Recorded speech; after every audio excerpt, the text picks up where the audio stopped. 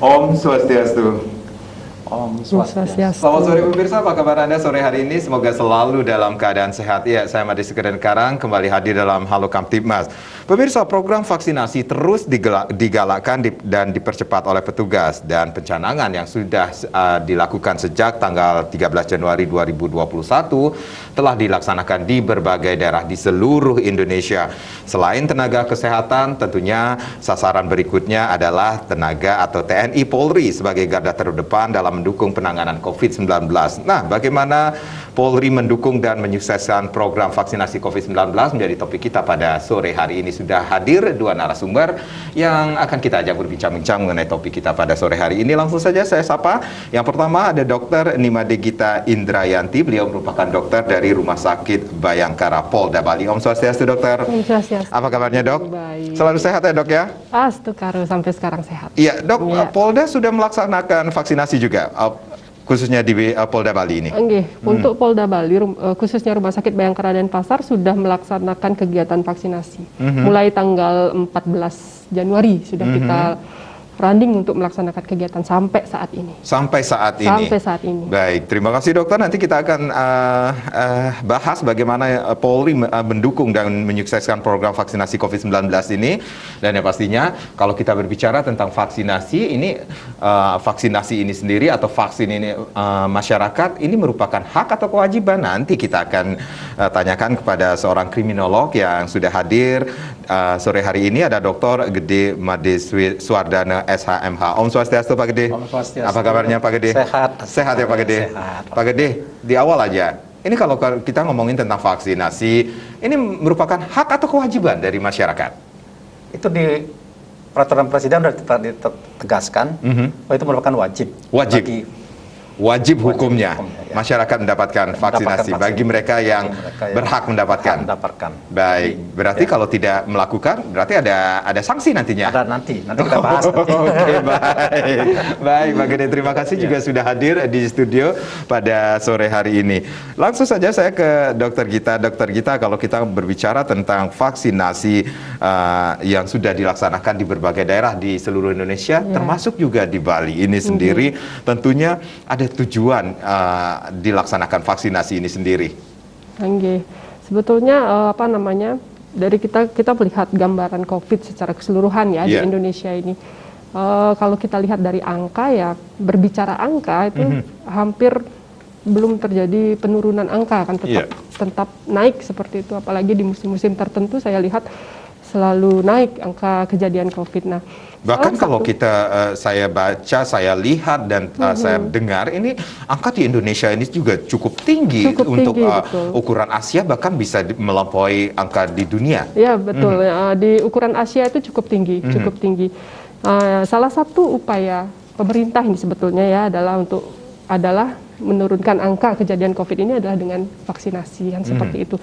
Jadi tujuannya adalah membentuk herd immunity. Jadi imunitas dari masing-masing personal, masing-masing orang dengan cara menyuntikkan agen yang sudah mati. Itu sebetulnya adalah vaksin, itu adalah agen yang sudah mati. Jadi biar tidak salah kaprah ya, saya disuntikkan apa sih sebetulnya, isi vaksin itu apa? Kan sebetulnya itu adalah agen yang sudah mati disuntikkan dengan harapan akan terjadi proses pembentukan antibodi atau kekebalan dalam tubuh manusia seperti itu. Jadi bisa dikatakan ini masyarakat juga masih begitu kurang paham antara ada kata vaksin dan juga vaksinasi seperti itu. Jadi vaksinasi itu adalah kegiatan sebetulnya, adalah kegiatan memberikan vaksin seperti itu. Vaksin itu adalah barangnya yang akan kita berikan. Jadi agent yang akan kita berikan kepada manusia seperti itu. Sedangkan kegiatannya namanya adalah vaksinasi seperti itu. Lalu dokter mengatakan ada untuk membentuk atau mendapatkan herd immunity ini sendiri. Apa yang dimaksud dengan herd immunity ini sendiri? Herd immunity itu adalah kekebalan kan ya, kekebalan yang secara luas. Kalau secara secara umumnya itu awalnya diharapkan dari ini sakit gitu misalnya, si A sakit, kemudian si B sakit. Jadi dalam kelompok lingkungan pernah terpapar oleh corona itu secara otomatis akan membentuk kekebalan dalam diri, itu namanya herd immunity. Tapi ini dengan vaksinasi itu kita membentuk herd immunity yang dimanipulasi dengan menyuntikkan agent. Jadi diharapkan terbentuk antibodi di dalam tubuh di sekumpulan orang. Berarti ada target dong pelaksanaan vaksinasi ini sendiri untuk membentuk herd immunity. Ya, sebetulnya ada target ya. Ini ada target. Kalau dari Kementerian Kesehatan dia sudah mentargetkan ada tahapan-tahapan sampai kalau tidak salah sampai pertengahan tahun ini sudah harus selesai dilaksanakan vaksinasi dengan harapan sudah terbentuk herd immunity di kemudian waktunya. Oke, berarti ketika kita berbicara tentang ada target, berarti ada tantangan nantinya di dalam pelaksanaan ini sendiri? Pasti, sangat ada tantangannya. Karena seperti apa sih tantangan di dalam pelaksanaannya atau di lapangan, dokter? Sebetulnya banyak ya tantangannya. Kita kan ditarget, dia ada tahapan-tahapan dalam vaksinasi itu ada tahapan, ada gelombang. Jadi ada gelombang 1, gelombang 2, kemudian tahap 1, tahap 2, tahap 3, tahap 4 seperti itu. Nah, dari tahapan-tahapan ini kita ditarget ada target waktu pelaksanaan. Jadi yang tahap pertama untuk sasarannya adalah tenaga kesehatan, kemudian dilanjutkan dengan sasaran lansia, kemudian dilanjutkan dengan sasaran TNI Polri, berikutnya kemudian ada masyarakat, ada pelayan publik, ada masyarakat rentan seperti itu, dan terakhir adalah pelaku ekonomi sesuai klaster gitu kalau nggak salah tahapan-tahapan. Jadi itu ada waktu-waktu yang harus diselesaikan. Misalnya 1 bulan sampai pertengahan, kalau nggak salah pertengahan Februari, nakes sudah harus selesai, seperti sudah tervaksin. Kemudian dilanjutkan dengan TNI Polri, pelayan publik di bulan berikutnya. Kemudian dilanjutkan di bulan berikutnya dengan sasaran masyarakat rentan. Kemudian lanjut dengan klaster seperti itu. Walaupun mungkin untuk sasaran pertama ini sendiri tenaga kesehatan banyak juga yang tercecer, tetapi itu harus kita selesaikan. Dilanjutkan ya, lagi. Itu akan jadi PR dan harus diselesaikan seperti itu. Jadi tantangannya ya itu harus dikejar waktunya. Itu dikejar waktunya, kemudian tetap harus istilahnya mempromosikan bahwa harus divaksin seperti itu. Jadi supaya PR kita sampai batas waktu itu sudah selesai. Baik, itu. dan ini PR lagi ini kalau berbicara tentang target berikutnya adalah TNI Polri. Betul, TNI Polri. Baik, dan itu sudah dilaksanakan khususnya di Polda Bali. Untuk Polda Bali, Rumah Sakit Bayangkara sudah melaksanakan pelaksanaan vaksinasi untuk TNI Polri mulai tanggal 1 kemarin. Sudah dimulai untuk Polri. Sudah kira-kira kalau tidak salah perhitungan saya sekitar 243 personil sudah mendapatkan vaksinasi. Baik, Dokter Gita, nanti kita akan lanjutkan lagi, Pak Gede, nanti kita akan lanjutkan lagi. Pemirsa jangan kemana-mana, dan silakan Anda yang ingin bergabung bersama kami di sesi berikutnya, bagaimana Polri mendukung dan mensukseskan program vaksinasi COVID-19 masih menjadi topik kita di Halo Kamtibmas pada sore hari ini. Anda pun bisa berinteraksi nanti di 0361 894 8400 dan juga di 0361 894 8401, tapi tentunya setelah yang berikut ini.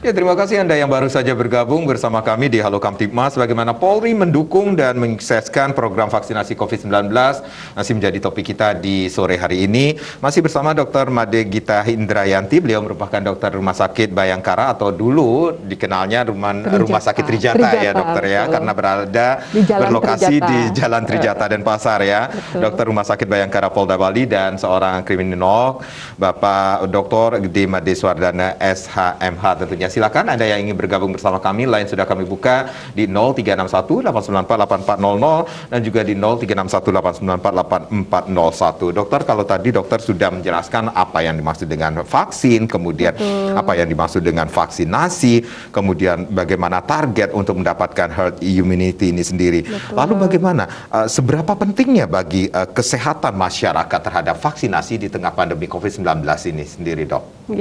Sebetulnya vaksinasi ini penting ya, penting. Jadi dengan ada kekebalan tubuh, kekebalan di dalam tubuh mereka, jadi resiko untuk terkena sebetulnya menjadi lebih kecil. Bukannya saya bilang tidak mungkin kena lagi, tidak begitu ya. Resikonya lebih kecil dibandingkan dengan yang tidak tervaksin seperti itu, yang tidak mendapatkan vaksin. Jadi jangan disalahartikan kadang-kadang, oh saya sudah divaksin saya kebal, itu bukan seperti itu. Tetap kita masih waspada, tetap kita mempunyai resiko juga untuk terkena, tapi lebih kecil persentasenya seperti itu. Walaupun kita sudah divaksin, kita tetap menganjurkan untuk mengikuti protokol kesehatan, itu tetap wajib seperti itu, tetap wajib 3M, memakai masker, mencuci tangan, menjaga jarak, itu tetap kita wajibkan. Bahkan sekarang bertambah lagi menjadi 5M, menjauhi kerumunan, mengurangi mobilitas, seperti itu, dok? Ya, betul. Itu masih tetap kita masih tetap harus dilakukan seperti itu. Baik, Pak Gede, kalau kita berbicara tentang vaksinasi ini sendiri, dalam peraturan undang-undang, apakah ada diatur terkait vaksin ini sendiri? Ya, mengenai peraturan Presiden nomor yang tadinya nomor 99 tahun 2020 itu sudah diubah menjadi peraturan Presiden nomor 14 tahun 2021 tentang pengadaan vaksin dalam rangka penanggulangan pandemi corona ini, COVID-19 ini. Nah, dari peraturan itu sudah jelas di sana ada beberapa penambahan dari pasal-pasal yang dicantumkan sebelumnya dengan menambahkan bahwa penerima vaksin itu adalah merupakan wajib. Jadi selain daripada apa yang diterangkan, ada yang dituangkan di dalam pasal 13A-nya tambahan dari peraturan Presiden itu menunjukkan bahwa Kementerian Kesehatan melakukan pendataan dan menetapkan sasaran penerima vaksin COVID. Jadi Menteri Kesehatan sudah memiliki siapa yang akan dijadikan sasaran. Nah, tadi Bu Dokter sudah menyampaikan yang menjadi sasaran siapa, umur sudah diberikan, institusi sudah, dan lain sebagainya. Artinya bertahap, nggak bisa sekarang ngomong, sekarang selesai, semua itu bertahap, dan petunjuk Presiden juga demikian. Ya, jadi aturan-aturan itu. Jadi yang lainnya adalah ditegaskan di sana juga setiap orang yang telah ditetapkan sebagai sasaran, misalnya kami selaku ASN, Bu selaku di rumah sakit, selaku Polri, selaku warga masyarakat, selaku warga masyarakat yang umurnya itu sudah di media gitu misalnya, itu ditetapkan itu berdasarkan pendataan tentunya yang disampaikan adalah wajib hukumnya, artinya wajib mengikuti vaksinasi ini, wajib. Nah, tentunya kewajiban itu tentu dilihat sekarang bagaimana kriteria-kriteria itu. Nah, apakah nanti kriteria misalnya wajib itu seperti tadi juga disampaikan umur, usia, ya termasuk kaitannya dengan institusi yang lainnya. Jadi boleh dikatakan bahwa peraturan ini mendukung dilaksanakan vaksin tadi. Jadi hukumnya wajib. Hukumnya wajib. Berarti kalau ada masyarakat yang menolak dilakukannya vaksinasi ini sendiri, berarti ada sangsikah yang nantinya akan diberikan kepada mereka? Iya, pemerintah juga sudah ini diberikan. Tadi sudah dijelaskan tentang vaksin itu apa. Vaksin dengan kekebalan yang dimaksudkan memberikan imunitas yang lebih pada seseorang yang tentunya tidak dalam tanda petik tidak menjamin bahwa orang itu terkena virus, tetapi paling tidak bisa mengurangi kegiatan-kegiatan virus di dalam tubuh setiap orang. Nah, karena ini sudah wajib, berarti kita juga harus menghormati itu. Nah, jangan baru bilang wajib, sekarang ngomong, sekarang terus gitu. Tapi kalau mereka yang sudah diberikan wajib, toh juga menentang hal yang demikian, ini pemerintah juga sudah menyiapkan sarana berupa sanksi administrasi gitu. Sanksi administrasi, misalnya apa yang akan diberikan sanksi administrasi itu? Misalnya penundaan terhadap penundaan atau pemberhentian pemberian jaminan sosial. Nah, jaminan sosial atau bantuan sosial. Tidak dapat bansos. Itu kan sudah dicatat nanti yang menentang ini. kita tidak tahu alasannya lah, apa dia takut jarum suntik atau apa, takut jarum suntik lah masih bisa dirayu gitu ya. Tapi kalau misalnya mereka menentang dengan keras gitu, misalnya tidak setuju dengan vaksinasi begini ya, artinya harus diakui bahwa mereka sudah menentang itu gitu. Baik. Itu yang pertama. Yang kedua, penundaan atau penghentian layanan administrasi pemerintah, misalnya mengurus KTP, mengurus surat-surat, dan yang terakhir denda. Baik. Nah, denda ini masih belum ditentukan berapa karena harus ada kerjasama antara berapa sih tepatnya dikenakan denda. Tapi yang terakhir ini sanksi administrasi, denda itu berapa sih dikenakan? Orang dalam keadaan, nanti pertanyaannya dalam keadaan situasi mendesak begini kok masih gitu. Baik, Ya. baik. Ada Bapak Jaya dari Sesetan yang sudah bergabung. Om Swastiastu, selamat sore Bapak Jaya. Nggih, sore. Nggih, Durus, Pak Jaya. Nggih. Ya, silakan Pak Jaya. Ya. Nggih, Durus, ada yang ingin ditanyakan Pak Jaya sama Bu Dokter ataupun Pak Gede di sini? Ada ya. Silakan. Ya, Pak. silakan Pak. Swastiastu, Om selamat Swastiastu, sore. nggih, selamat sore. Nggih, Swastiastu. Niki yang pertama mungkin yang ingin saya tanyakan kepada siapa itu dari Rumah Sakit Bayangkara. Iya, Pak Dokter Dokter Gita. Gita, ya. Nggih. Siap. Nggih.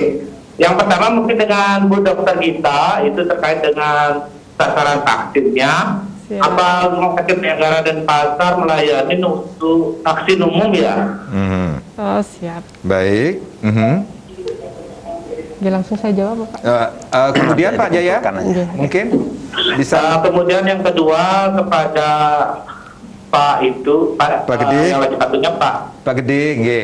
terkait dengan hukum untuk lansia, mungkin ada yang menolak untuk melaksanakan vaksin, bagaimana dari segi hukumnya ya? Itu aja, terima kasih. Nggih, semua Pak Gede, Pak Jaya dari Sesetan. Waduh. Nah, ini kalau Pak Jaya dari Sesetan menanyakan tentang vaksin umum, ini apa mungkin secara mandiri mungkin, Dok?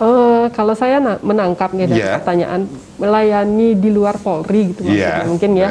Ya, kalau Rumah Sakit Bayangkara memang saat ini dari tanggal 14 sudah melayani, sasarannya adalah sudah melayani yang pertama nakes, tenaga kesehatan, kemudian tenaga kesehatan maupun non kesehatan yang bekerja di fasilitas rumah sakit atau fasilitas kesehatan lainnya, itu sudah terlayani dan sudah terlaksana.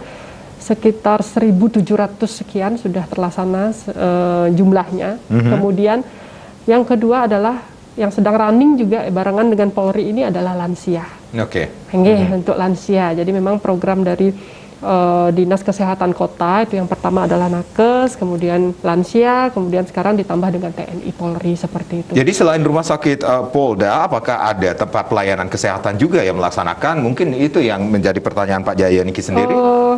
Di beberapa puskesmas kah atau rumah sakit yang lainnya? Kalau di beberapa di bawah naungan Dinas Kesehatan Kota itu ada beberapa tempat memang yang sudah ditunjuk oleh Dinas Kesehatan Kota. Salah satunya adalah Rumah Sakit Bayangkara, seperti itu. Jadi Rumah Sakit Bayangkara memang sudah running dari tanggal 14 Januari, sudah melayani tenaga kesehatan, vaksin tenaga kesehatan yang di tahap 1 ini tenaga kesehatan, kemudian sekarang dilanjutkan lansia. Lansia itu kriterianya 60 tahun ke atas. Ya, lansia Kota Denpasar ini. Nah, jadi biar tidak salah karena arahan dari Kementerian Kesehatan itu adalah lansia ibu kota seperti itu. Jadinya ibu kota Bali adalah Denpasar. Jadi lansia Kota Denpasar, kemudian dilanjutkan dengan tahap berikutnya adalah TNI Polri. Gitu. Jadi untuk lansia masih running kita. Baik. Masih dikerjakan juga. Jadi kriteria untuk Kota Denpasar adalah 60 tahun ke atas sudah termasuk ke lansia ya? Iya, sudah masuk lansia. Baik. Nah, ini pertanyaan dari Pak Jaya lagi nih Pak, untuk Pak Gede tentang sanksi bagi mungkin kekhawatiran para lansia di Kota Denpasar ini sendiri ya terhadap vaksin Niki sendiri. Ya, pengenaan sanksi tadi kami sudah jelaskan. Di dalam peraturan presiden juga telah diunggah mengenai sanksi terhadap mereka yang menolak, atau karena ini wajib. Ya, karena ini wajib berarti kan harus hukumnya gitu. Jadi wajib hukumnya untuk dilaksanakan. Nah, sekarang kalau terjadi penolakan, penolakan itu harus diketahui dulu terlebih dahulu apakah penolakan itu karena mereka tidak tahu ya kayak gitu ya. Saya menolak atau karena takut atau karena bagaimana harus ditelusuri. Jadi tim kesehatan akan melihat persoalan ini. Jadi tidak serta-merta harus ini kamu menolak saya akan berikan sanksi, enggak. Pasti akan ada cara yang tersendiri. Pertama misalnya dilihat bahwa dia menolak karena apa? Mungkin udah lansia, umurnya sudah sekian tahun sehingga harus segera dia perlu diajak ke rumah sakit kah? Perlu diajak ke puskesmas atau mereka harus dikunjungi ke sana. Nah, jadi kita semua ingin supaya hidup ini sehat gitulah. Nah, kalau misalnya ada mereka yang melanggar terhadap ketentuan yang nyata-nyata, misalnya menentang dalam bentuk publik atau apa, berani gitulah melawan apa yang diwajibkan ini, maka tentu pemerintah akan mengeluarkan sanksi berupa penundaan atau penghentian pemberian jaminan sosial atau bantuan sosial. Itu yang pertama. Jadi jaminan sosial itu bansos, misalnya mereka mestinya harus mendapatkan bantuan, ya tunda dulu karena mereka tidak mau melaksanakan ini. Ya, itu yang pertama. Yang kedua terkait dengan penundaan atau penghentian layanan kesehatan, layanan administrasi pemerintah, layanan administrasi pemerintahan, misalnya mengurus KTP, KK atau perpanjang surat-surat dan lain sebagainya. Yang terakhir baru denda. Semua sanksi administrasi ini tidak serta-merta dilakukan gitu. Baik. Jadi pasti akan bertahap dulu, diteliti dulu kenapa dia begini, kenapa dia begini. Alasan-alasannya yang bisa terima. Udah lansia udah nggak bisa jalan, pasti dia akan nggak ngerti dia apa maksudnya ini. Itu yang dimaksudnya. Ada Ibu Sri dari Kesiman, Denpasar yang sudah bergabung juga. Om Swastiastu. Selamat sore Ibu Sri. Selamat sore. Selamat sore. Silakan Ibu Sri. Selamat sore. Saya mau bertanya dengan Ibu Dokter Gita. Durus, silakan. Saya Ibu Sri dari Kesiman. Yang ingin saya tanyakan, apakah nantinya kalau kita sudah mendapatkan vaksin COVID ini, kita tuh harus mendapatkan vaksin itu setiap tahun seperti halnya vaksin influenza. Ibu Sri usianya berapa, Bu? Kalau boleh tahu? Saya usianya 46 tahun. Oh, belum termasuk nih. Belum termasuk 46 ya. Belum. Masih muda ya. Tetap divaksin ya. Tetap divaksin. Pada akhirnya akan tetap divaksin. Baik. Itu saja Ibu Sri. Iya, itu saja pertanyaan saya. Terima kasih Bu Sri dari Kesiman. Untuk pertanyaan Bu Sri nanti aja ya, kita rehat dulu dokter dan Pak Gede, kita rehat dulu. Pemirsa di sesi berikutnya silakan Anda yang ingin bergabung kembali nanti di sesi berikutnya silakan line kami buka lagi di 0361894400 dan juga di 0361894401. Tapi tentunya setelah yang berikut ini.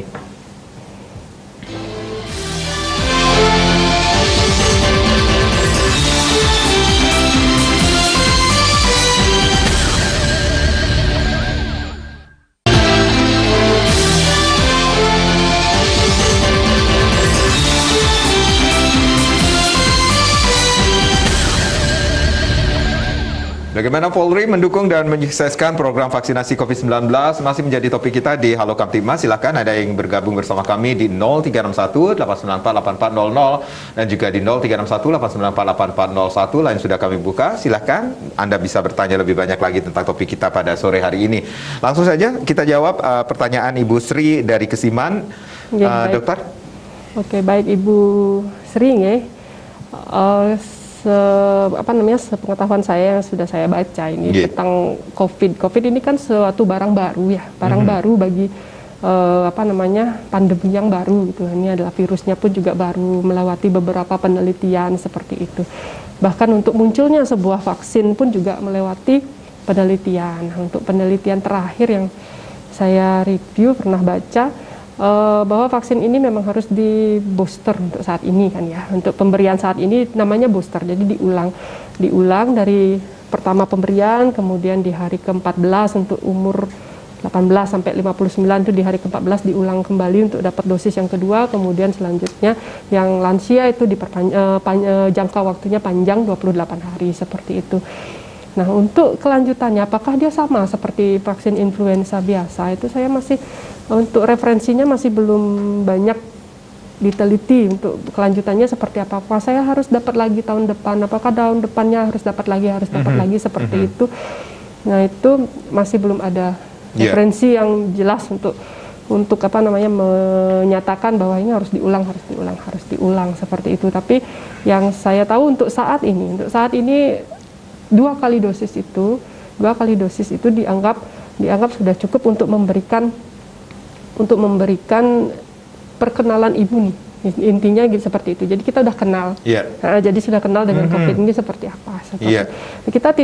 Kita sering dengar dengan kata mutasi dari virus ini. Virus ini sudah bermutasi. Nah, dengan varian-varian yang lebih baru. Nah, itu pun juga harus lebih banyak ada penelitian kembali tentang virus corona ini. Sebab saya dengar terakhir juga sudah ada mutasi yang kita dengar berita di Inggris sudah bermutasi, virus sudah bermutasi seperti itu. Nah, apakah dengan vaksin ini juga bisa untuk memberikan kekebalan terhadap virus yang sudah bermutasi, itu juga masih harus diteliti lebih lanjut. Baik, untuk saat ini ada pemberian vaksin ini akan diberikan kepada di bawah lansia itu sekali 2 kali pemaksinan ya. 2 kali vaksin, 2 kali dosis seperti itu. Kemudian kalau lansia pun juga 2 kali dosis tapi dengan jangka waktu yang dibedakan, yang berbeda. Kalau yang 18 sampai 59 tahun itu dengan jangka waktu 14 hari, sedangkan lansia 28 hari. Oke, dokter, ini apakah ada tahapan-tahapan yang harus dilakukan atau dilaksanakan oleh penerima vaksin saat ini, dok? Tahapan yang tahapan teknisnya untuk diberikan vaksin. Oke. Jadi saya bisa cerita secara teknis. Secara teknis itu ada persiapan tentunya. Kita tetap mementingkan keselamatan dari sasaran kita, kan seperti itu. Jadi tidak simpel harus datang suntik pulang, tidak seperti itu. Jadi tetap kita mempunyai standar prosedur ya, standar yang tetap memikirkan, tetap mementingkan, mengedepankan keselamatan dari sasaran. Jadi dia ada proses sebetulnya mulai dari proses pendaftaran, kemudian ada screening, kita juga harus screening, pasiennya itu dipilah, itu ya, sasaran itu kita pilah ini layak atau tidak diberikan vaksin seperti itu. Kemudian setelah melewati screening baru dilakukan injeksi atau penyuntikan vaksin. Setelah disuntik itu pun tidak serta-merta disuruh pulang seperti itu ya, jadi harus diobservasi selama 30 menit di tempat pelayanan vaskes yang memberikan vaksin. Jadi intinya setelah diberikan vaksin atau disuntikan vaksin ini sendiri, yang mendapatkan vaksinasi, yang divaksin itu tidak boleh pulang dulu, tapi harus diobservasi dulu. Jadi melalui proses pemantauan selama 30 menit seperti itu. Nanti ketika pun juga pulang itu pun masih tetap kita pantau selama 3 hari gitu. Jika ada keluhan atau apa, kita biasanya memberikan nomor. Kalau di Rumah Sakit Bayangkara itu ada tim KIPI namanya. KIPI itu kejadian ikutan pasca imunisasi. Jadi dia ada tim tersendiri yang bisa dihubungi jika terjadi keluhan atau apa dari penerima vaksin seperti itu. Apakah ada bedanya dengan para lansia nantinya juga, dok? Tidak ada perbedaan untuk alur ya.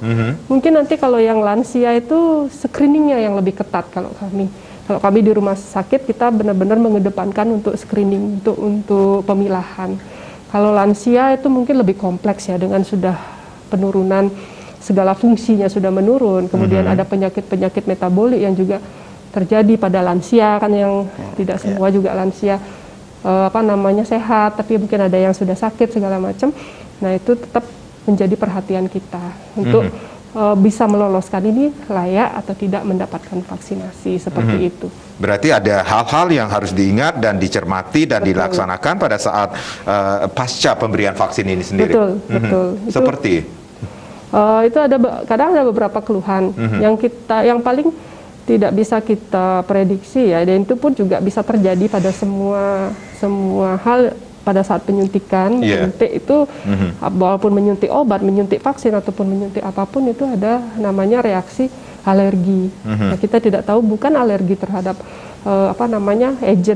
agennya sendiri, tapi bisa alergi dari bahan pelarut vaksin. Kita kan itu kan tidak murni virus yang dimatikan sih, tapi harus ada komponen-komponen yang melarutkan vaksin. Nah, itu yang kadang bisa membuat kita alergi yang kita tidak tahu. Itu yang kita harus pantau 30 menit, yang orang medis itu bilang itu adalah reaksi anafilaktik.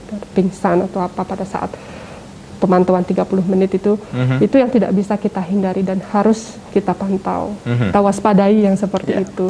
Kemudian ada reaksi-reaksi ringan seperti kemerahan mungkin pada bekas suntikan, kemudian nanti ketika di rumah itu mungkin rasa meriang-meriang gitu, biasanya seperti itu. Kemudian ada pegel-pegel, nyeri otot, dan yang saya sendiri yang sudah divaksin ini merasakan lebih ngantuk daripada biasanya. Oke. Ya, jadi ketika selesai lebih ngantuk, mungkin kecapean dok ya. Ini antara memang benar-benar ngantuk apa memang karena vaksin, tapi saya rasakan memang keluhan lebih banyak orang, kok saya lebih ngantuk seperti itu. Oke, baik. Ada hal-hal yang setiap orang akan berbeda-beda. Iya, tidak sama kan gitu. Jadi yang dirasakan. Betul, yang dirasakan tidak sama. Jadi ada yang mungkin kok saya ngantuk, ada yang katanya bawaannya lapar, ada yang macam-macam. Nah itu yang penting. Belum makan dari pagi. Belum makan itu saya lebih lapar dok, dia bilang gitu. Terus tapi yang selama pemantauan kami yang sudah melayani vaksin selama 2 bulan terakhir ini dengan 1.800 sasaran itu, yang keluhan sih astungkare ya, tidak ada masuk ke kami.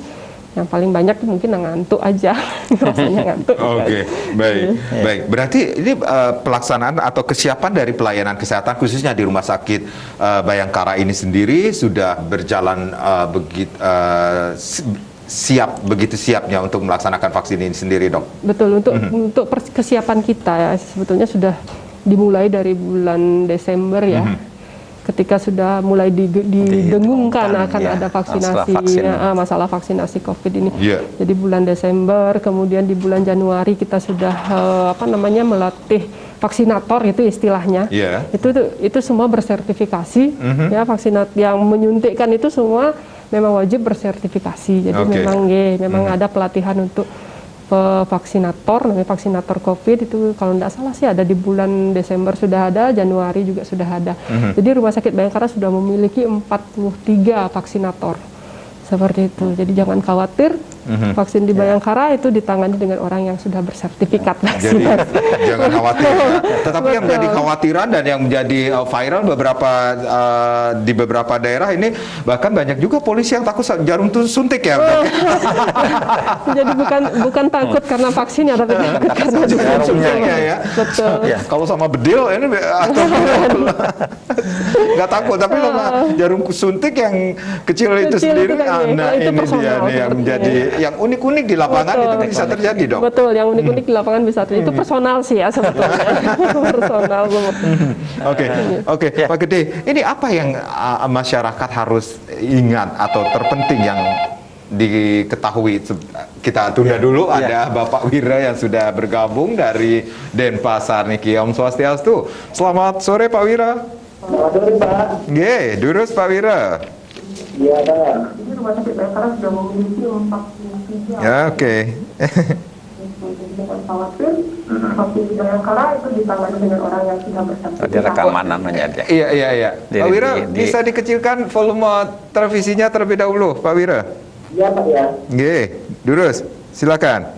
Tidak.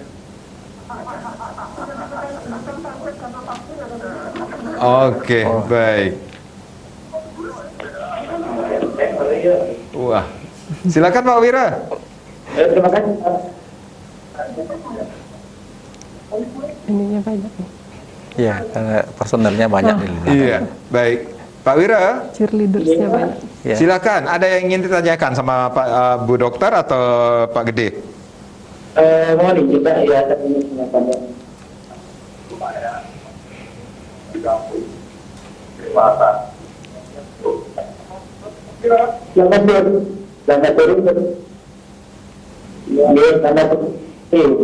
Ya. Mohon izin dari Denpasar. Dari ini kan kita sudah melaksanakan vaksinasi. Ya. Saya dengar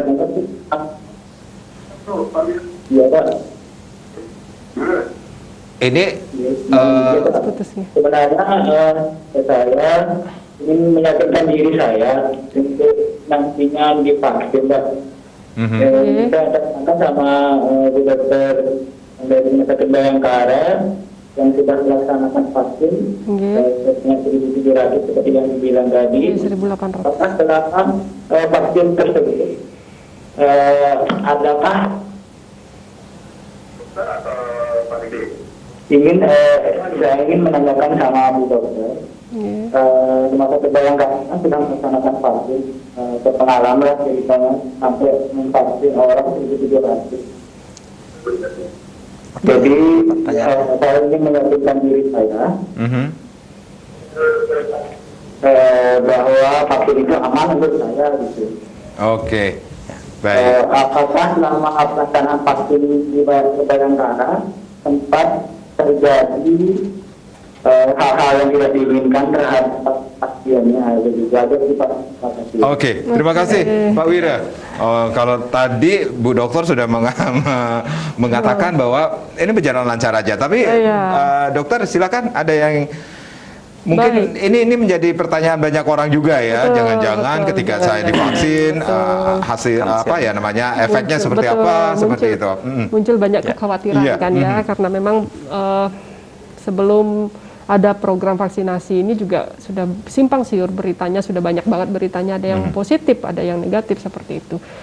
Nah, selama perjalanan kami di Rumah Sakit Bayangkara melaksanakan kegiatan vaksinasi COVID ini, sampai saat ini Astungkara setelah pemantauan 30 menit, kemudian selanjutnya pemantauan 72 jam, 3 hari itu relatif cukup aman dan tidak ada keluhan yang yang berat ya, tidak ada keluhan yang berat. Kemudian bahkan keluhan ringan pun paling hanya itu satu, tadi saya bilang banyak yang ngaku saya agak ngantuk setelah divaksin. Dan itu pun juga random untuk semua yang sudah divaksin COVID, baik dia disuntiknya di Bayangkara ataupun dia disuntik di Vaskes lain, itu hampir sama keluhannya, mirip seperti itu, ngantuk. Tapi untuk Pak Wira, yang penting Anda fit pada saat divaksin, tidak dalam kondisi sakit. Ya, ingat itu, jangan sakit pada saat divaksin, apapun itu jenisnya, apakah itu dia sedang demam atau apa. Astungkara aman dan lancar seperti itu. Baik, ada hal-hal yang juga harus diperhatikan ketika akan divaksin ini sendiri, Dokter ya. Untuk pertanyaan Pak Gede, saya tunda dulu deh, nanti aja setelah kita break dulu ya. Pemirsa jangan kemana-mana, kami akan kembali saat lagi.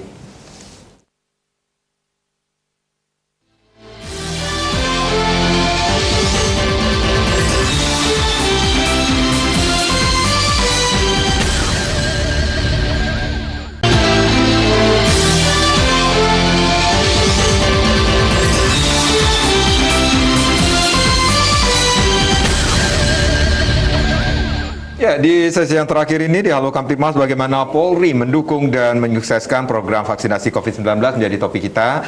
Dan yang pastinya masih bersama Dokter Gita, dokter dari Rumah Sakit Bayangkara, dan ada Bapak Gede Swardana dari seorang kriminolog. Pak Gede, kalau kita berbicara tentang banyak sekali masyarakat yang mengkhawatirkan setelah mendapatkan vaksinasi, tentunya hal-hal yang dikhawatirkan, apakah setelah saya divaksin akan seperti inikah, apakah seperti itukah? Nah, ini yang menjadi pertanyaan dari masyarakat, yang menjadi pertanyaan ya kebanyakan orang ini sendiri.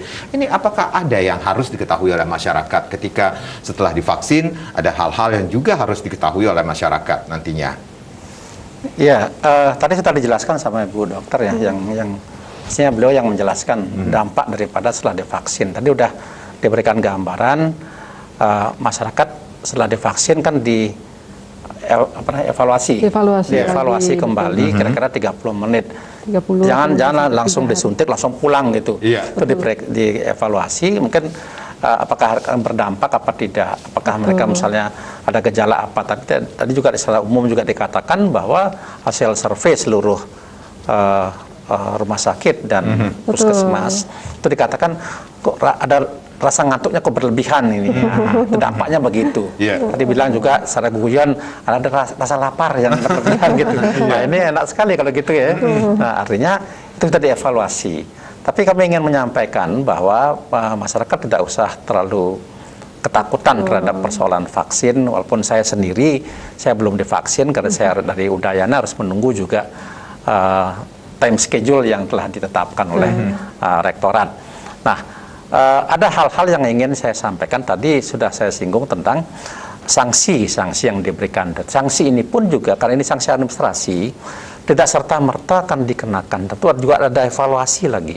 Kenapa dia menentang, kenapa dia begini, sebagainya. Tetapi, kalau betul-betul mereka menentang, karena di peraturan presiden ditentukan di sana, mereka yang menentang atau yang telah ditetapkan sebagai sarana ini tidak mengikuti vaksinasi, mereka akan dikenakan sanksi sesuai dengan undang-undang wabah penyakit menular. Setelah kami cek di wabah penyakit menular, di sana ada sanksi, ketentuan pidananya ada 1 tahun sampai denda 1 juta. Nah, ini namanya hukum pidana. Sanksi yang demikian pasti belakangan dulu kenaknya, tidak harus serta-merta sekarang dikenakan masuk penjara 1 tahun gara-gara tidak divaksin. Nah, ini mungkin salah. Tapi boleh dikatakan bahwa pengenaan sanksi-sanksi yang lain diutamakan sanksi administrasi, tadi sudah kami sampaikan di sana. Namun sebaliknya, bila ada berdampak, karena ini ketentuannya demikian, bila berdampak misalnya sampai menimbulkan kecacatan atau sampai menimbulkan terjadinya meninggal dunia gitu, misalnya. Ini pemerintah telah memberikan kompensasi terhadap hal itu. Ya, semua orang rasanya tidak ingin berdampak seperti itu, tapi kalau hal-hal yang demikian itu terjadi, mudah-mudahan kita berharap semuanya tidak akan mungkin terjadi hal yang menimbulkan kecacatan atau meninggal dunia, maka kompensasi itu akan diberikan oleh pemerintah. Tentunya dengan pertimbangan baik dari Menteri Kesehatan, tentu seki-sekinya di bawah departemen itu, serta Menteri Keuangan. Yaitu berapa besarannya kita belum tahu di sini berapa yang harus diberikan. Jadi ketentuan peraturan presiden itu memunculkan adanya hal-hal itu. Oleh karena ini wajib, mari kita sama-sama patuhi terhadap hal-hal yang telah ditetapkan oleh peraturan presiden tadi.